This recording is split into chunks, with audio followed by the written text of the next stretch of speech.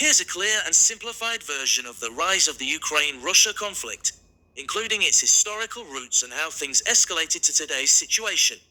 This is Historical Moments channel. Please subscribe and like, share the link. The rise of the Ukraine-Russia conflict. 1. A shared history. Ukraine and Russia were once part of the Soviet Union, a huge communist country that broke apart in 1991. When that happened, Ukraine became independent. Russia remained the most powerful part of the former Soviet Union. Even after independence, Russia still saw Ukraine as part of its sphere of influence, like a younger sibling it wanted to keep close. 2. Ukraine looks west. Over the years, many Ukrainians wanted to be more connected to Europe and join groups like the European Union (EU), the North Atlantic Treaty Organization (NATO).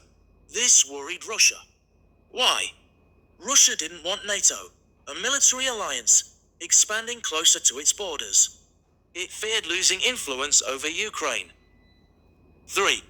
2014. The big turning point. In 2014, Ukraine's pro-Russian president, Viktor Yanukovych, backed out of a deal with the EU. That led to mass protests in Kiev called the Maidan Revolution. Yanukovych fleeing to Russia. A new pro-Western government taking over. Russia responded aggressively. It invaded Crimea, a southern region of Ukraine, and annexed it, taking it as part of Russia. It also supported rebels in eastern Ukraine Donbass region, starting a war that lasted for years. 4. 2022.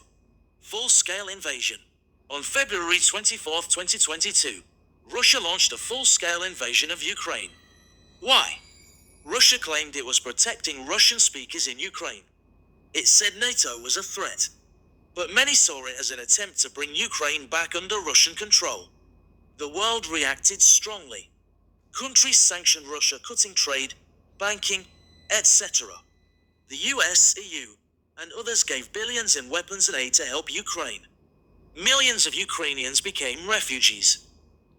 5. Where things stand now as of 2025, the war is still ongoing. Ukraine has defended itself bravely, winning back some territory. Russia still controls parts of eastern and southern Ukraine. Peace talks have failed, and both sides continue to fight. 6. Why this conflict matters. It's the biggest war in Europe. 7. World War. It affects global food and energy prices. Ukraine and Russia are major producers. It raises fears about nuclear weapons and world stability. Finally, the Ukraine-Russia conflict is about power, identity, and freedom. Ukraine wants to choose its future. Russia wants to keep control.